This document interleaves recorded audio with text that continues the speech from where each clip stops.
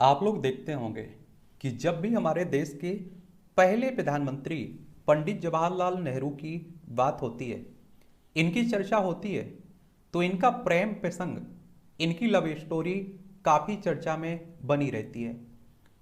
और पंडित जवाहरलाल नेहरू की love story को लेकर इनकी आलोचना भी खूब होती रहती है।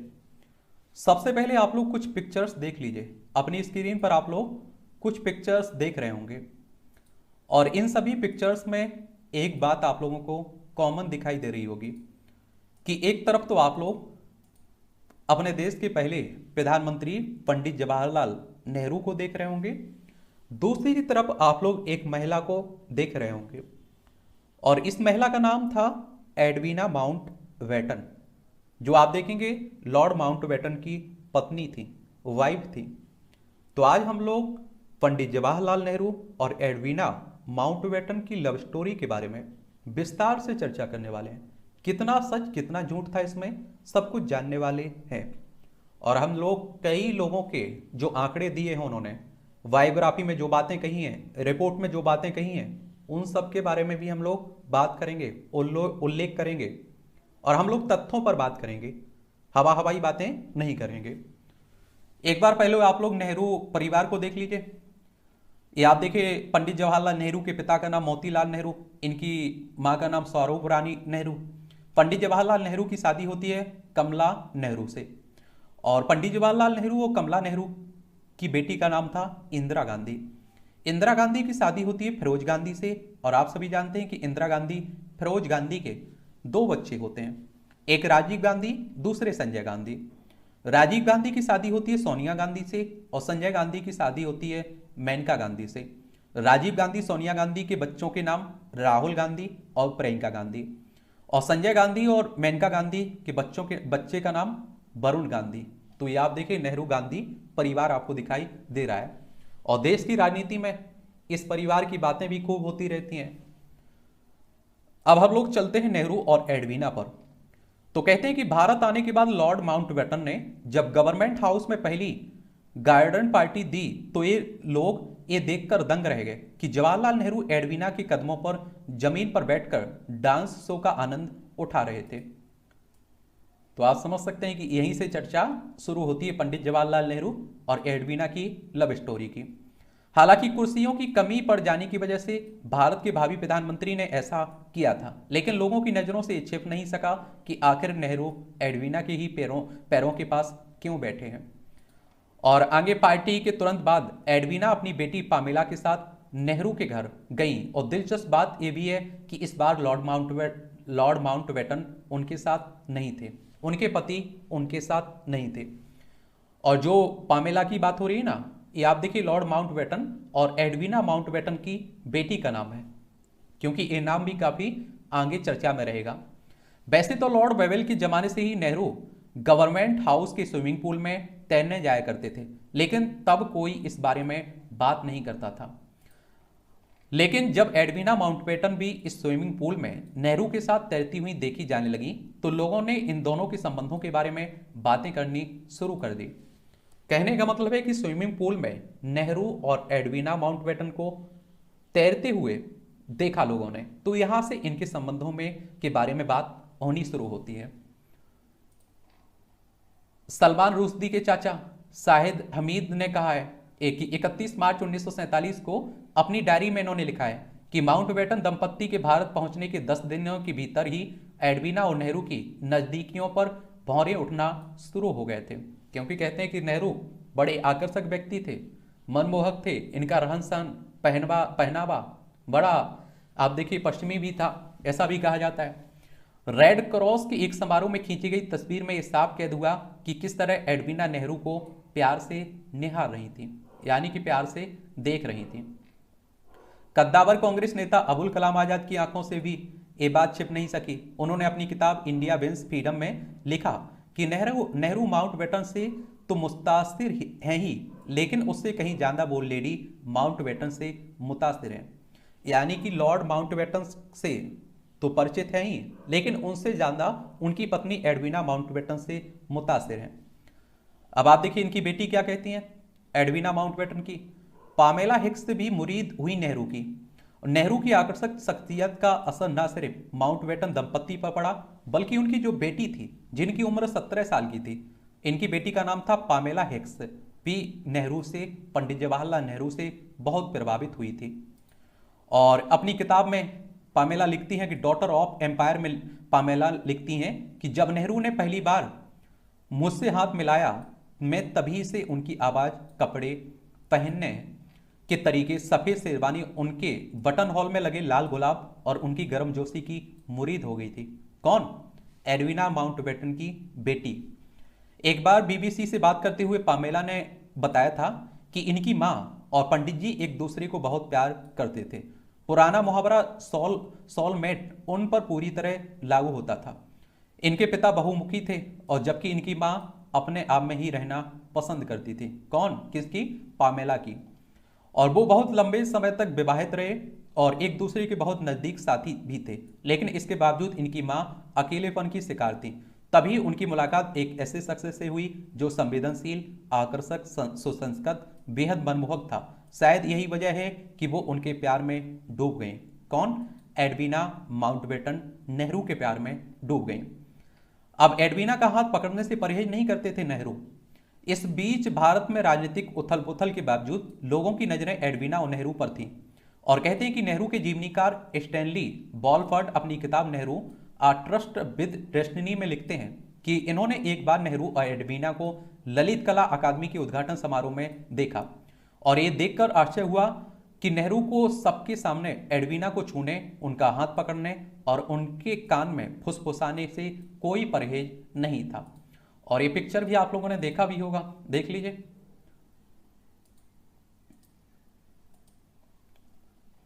आगे माउंटबेटन के नाती लॉर्ड रैमसी ने एक बार इन्हें बताया कि उन दिनों के बीच महज अच्छी दोस्ती थी, नेहरू और एडविना के बीच, इससे ज्यादा कुछ नहीं। लेकिन खुद लॉर्ड माउंटबेटन एडविना को लिखी नेहरू की चिट्ठियों को प्रेम पत्र कहा करते थे और उनसे ज्यादा किसी को अंदाजा नहीं था कि एडविना किस हद तक अपने जवाहर को चाहती हैं।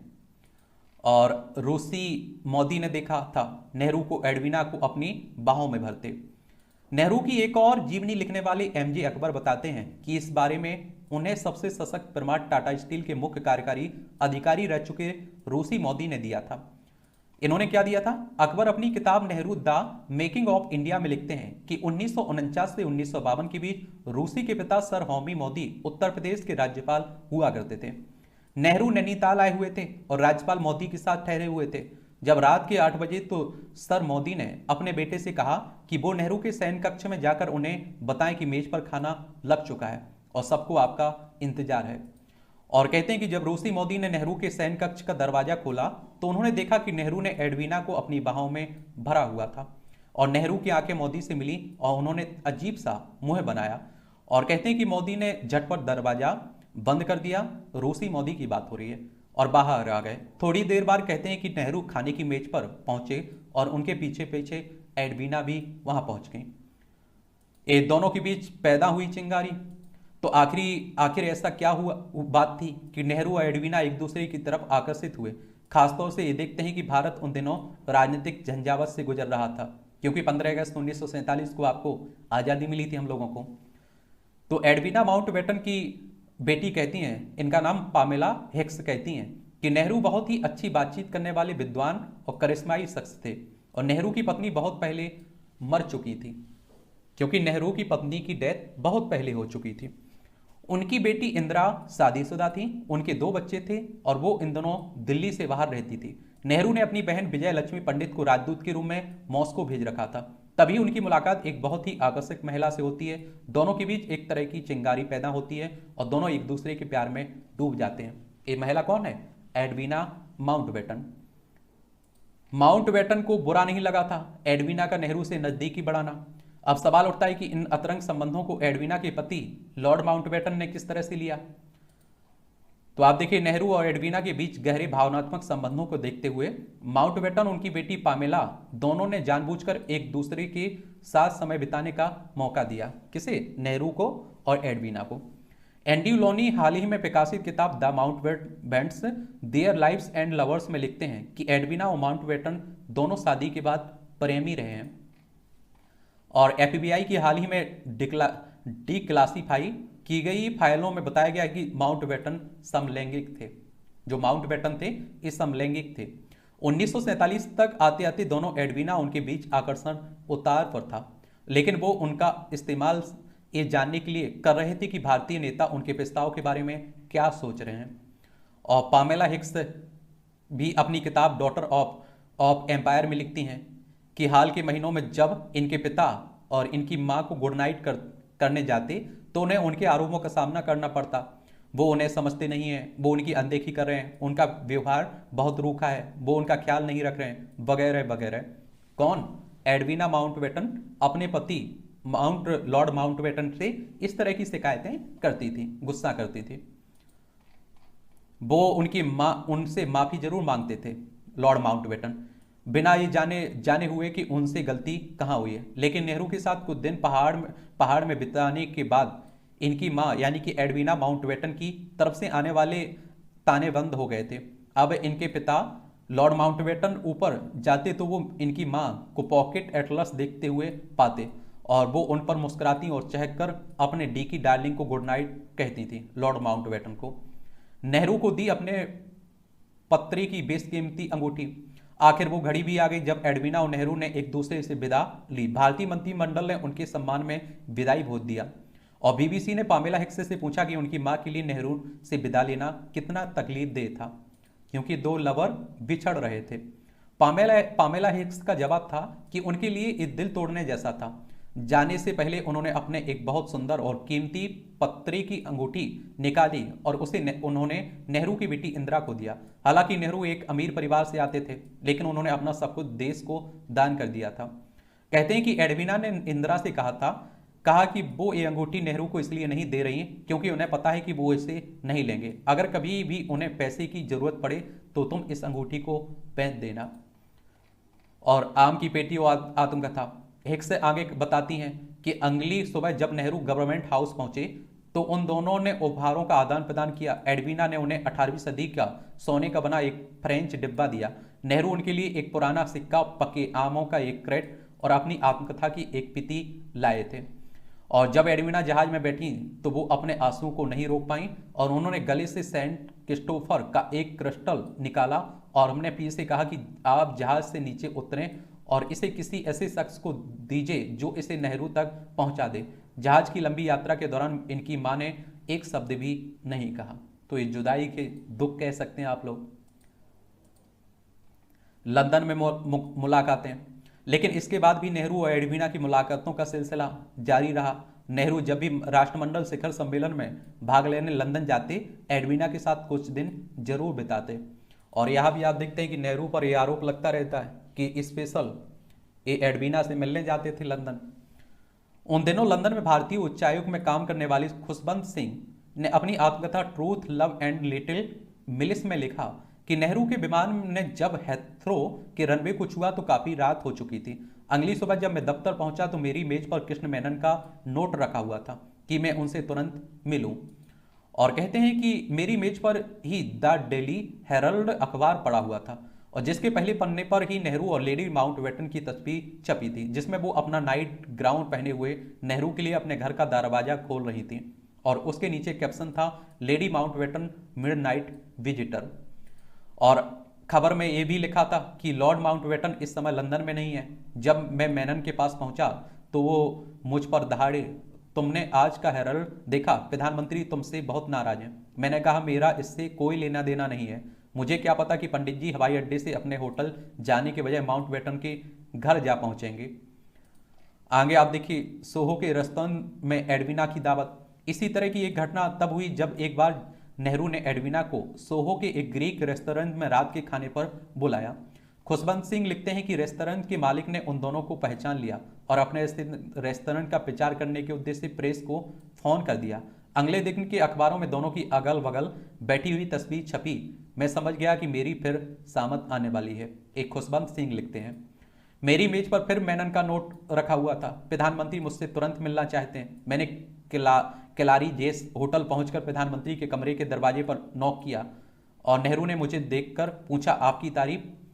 और कहते हैं कि मैंने कहा कि आपने मुझे बुलावा भेजा था। मैं लंदन में आपका जनसंपर्क अधिकारी हूं। उन्होंने मुझे ऊपर से नीचे देखकर कहा कि जनसंपर्क के बारे में आपकी सोच बड़ी अजीब है।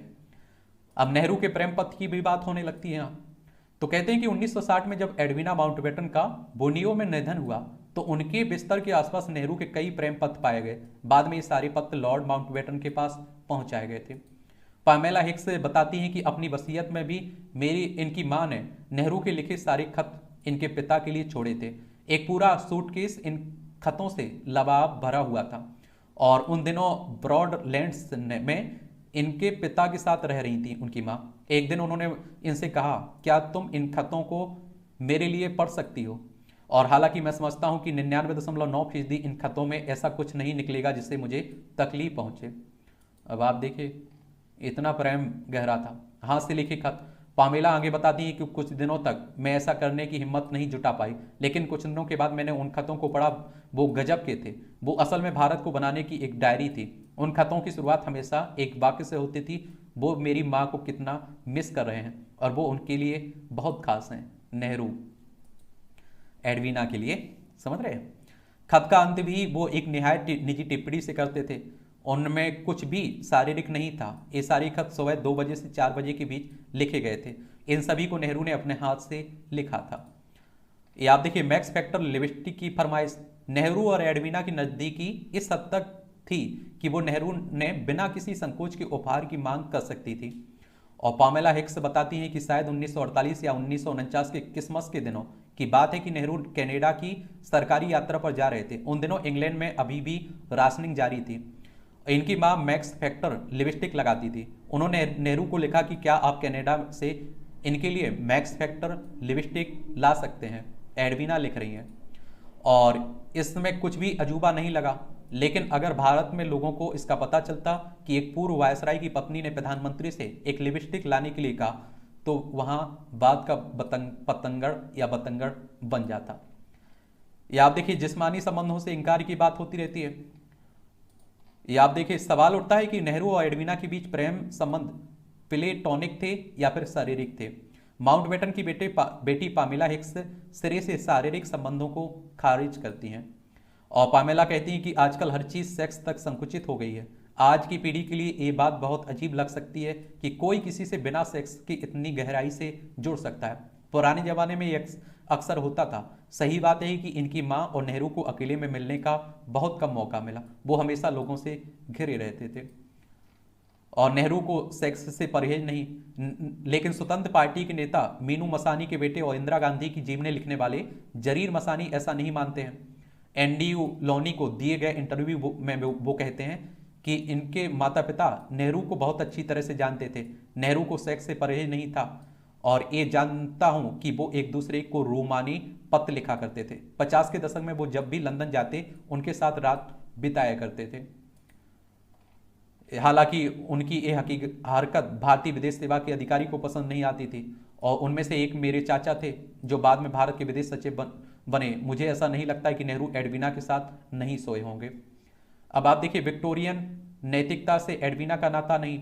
उधर माउंटबेटन की नाती एस्ली हिक्स 1 फरवरी 2017 को डेली टेलीग्राफ को दिए गए इंटरव्यू में दावा करते हैं कि नेहरू की बहन विजयलक्ष्मी पंडित ने उन्हें बताया था कि नेहरू तब तक नपुंसक हो चुके थे, इसलिए उनके एडविना के साथ शारीरिक संबंधों की बात फिजूल लगती है।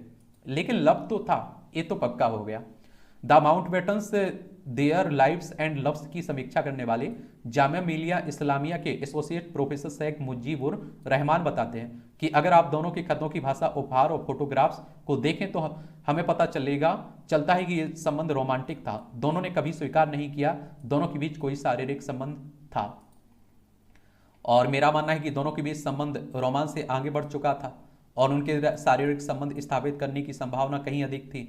और ये बात किसी से छिपी नहीं कि एडविना के दूसरे मर्दों के साथ संबंध रहे थे। ये पहला मौका नहीं था कि उन्होंने अपने पति के साथ बेवफाई की थी। उनके पति के भी दूसरे लोगों से संबंध थे। वो विक्टोरियन नैतिकता को मानने वाली महिला नहीं थी। इसलिए अगर मैं कहूं कि दोनों के बीच संबंध रोमांस से कहीं आगे बढ़ चुके थे तो शायद गलत नहीं होगा।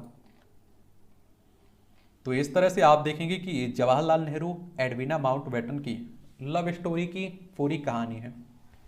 मुझे लगता है कि आंकड़ों के साथ हम लोगों ने बात की हुई है, तो ये सही आंकड़े हो सकते हैं, गलत आंकड़े हो सकते हैं, बाकी आप लोग विचार करिएगा। बाकी नेहरू एडवीना जानते होंगे क्या किस तरह के संबंध इनके रहे हैं।